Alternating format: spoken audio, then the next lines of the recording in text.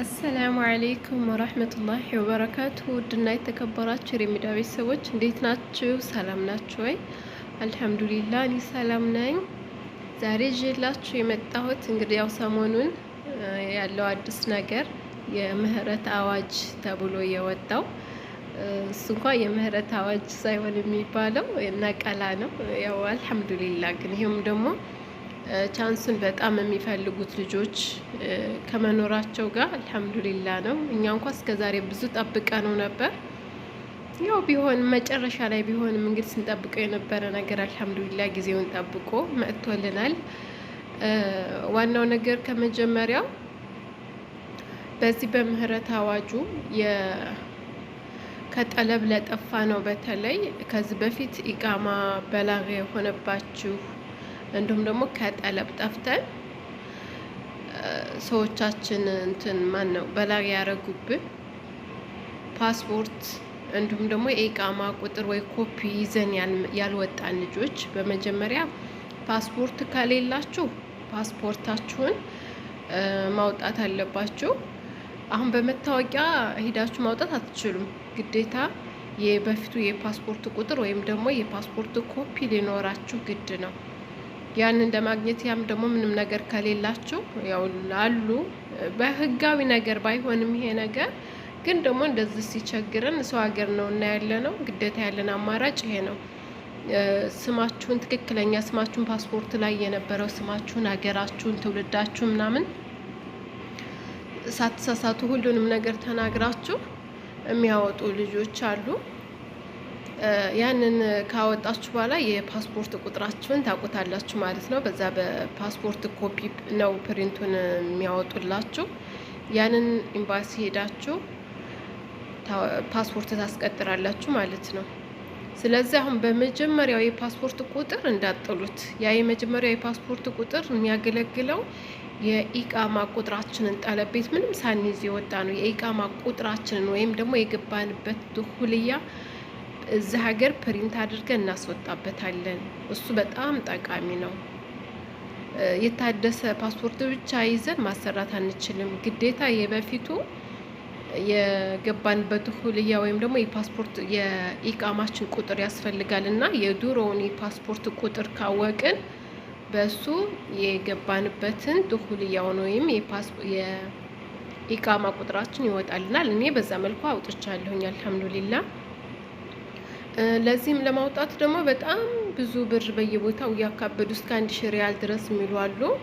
ግን እስካሁን በእኔ ጋር ባለው 300 ሪያል ነው የሚያወጣው፣ 300 ሪያል ነው።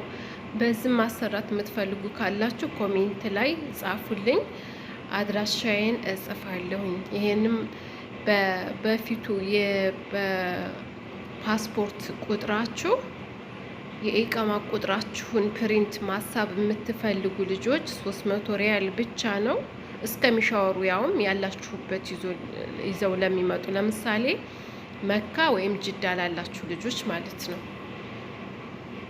እና ይህን ይመስላል። ይሄን ምናልባት ከሌላችሁ፣ ምክንያቱም መጀመሪያ ላይ እኔ ራሱ ሳላገኝ በፊት ተጨናንቄ ነበር።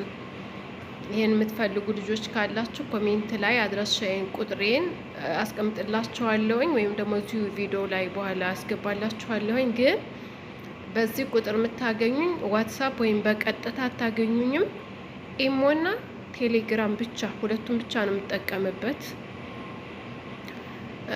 ሌላው ይሄን ይመስላል እንግዲህ አላህ ያሳምርልን። ሀቂቃ በጣም ከባድ ነው። መጨረሻ ላይ ነው እንግዲህ የምህረት አዋጅ የመጣው። ብሩ ቀላል አይደለም። ምህረት አዋጅ ተባለ እንጂ ብሩ የሚነካ አይደለም። ምክንያቱም አብዛኛዎቻችን ከ10 አመት በላይ ከጠለብ ከጠፋን ከ10 አመት በላይ ገራማ ያለብን። ከ10 አመት ከሆነ ለምሳሌ ከወጣን 10 አመታችን ከሆነ 600 ሪያል፣ 12 አመት ከሆነ ደግሞ 600 ሪያል ነው ያልኩት። በአመት ነው 600 ሪያል የምናስበው።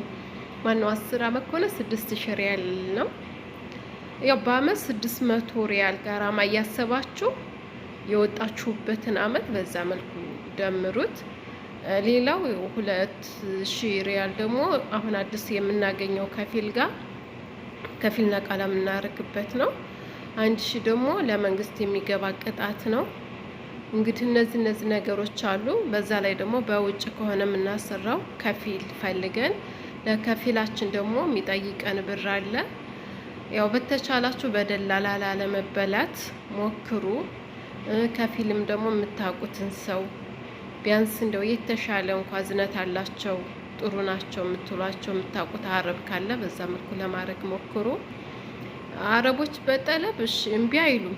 በአሁን ጊዜ ይጠልባሉ፣ ግን ደሞዛችንን 1200 በጣም ከበዛ 1500 ነው እያሉ ያሉት እና ከባድ ነው። ብቻ እንግዲህ አላህ ኸይር ያለውን ይምረጥልን። እንግዲህ ይህንን ፉርሳ መጣልን መጨረሻ ላይም ቢሆን ያው ደግሞ እድሉን ተጠቀሙበት እህቶቼ።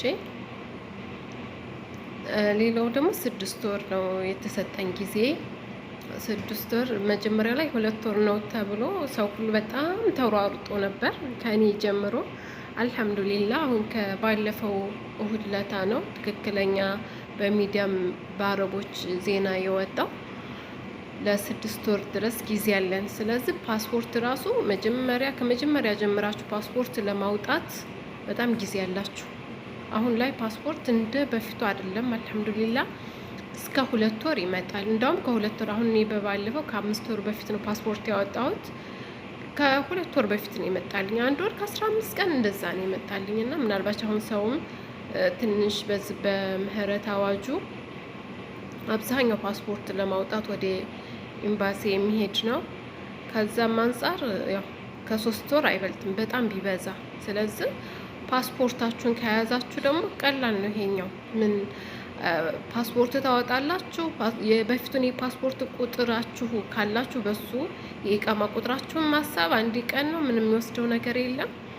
የኢቃማ ቁጥራችሁን ከያዛችሁ በኋላ ማንኛውም ሞል ውስጥ አለን ያሉት። እኔ እስካሁን ያሁን መካ ላይ እኔ መካ ነው ያለሁትና በጣም ተፍትሽ ነው። በጣም አልወጣሁም። የኢቃማ ቁጥሬን ብቻ ነው ያሳብኩት። አብሽር ማውጣት ይቻላል። በስማት ትሰጡና አብሽሩን ታወጣላችሁ። ምክንያቱም አብሽሩ ግዴታ አስፈላጊ ነው።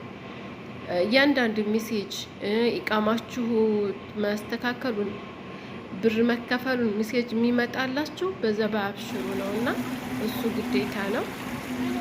ስለዚህ ፓስፖርታችሁ ተስተካክሎ ከመጣ ዋናው እና ትልቁ ነገር ከዛ በኋላ ያለው ነገር ጊዜ እንትን ከፊል ጥሩ ከፊል ካገኛችሁ ጊዜ የሚወስድ አይደለም። በቃ አብሽር ካወጣችሁ በኋላ ከከፊላችሁ ጋር ከፊላችሁ ራሱ በኦንላይን ሁሉን ነገር መጨረስ ይችላል። የመክተብ እንደዚህ የአረቦች መክተብ ፈልጋችሁ በእናንተ በኩል ካገኛችሁ እነሱ ራሳቸውም ያውቋቸዋል። የአረቦችን መክተብ ጋር ይነጋገራሉ። እኔ ለመክተብ 600 ሪያል ይከፈላል የሚል ነገር አለ። ብቻ እኔ እስካሁን አላሰራሁም እና ያው ባለው መረጃ ነው።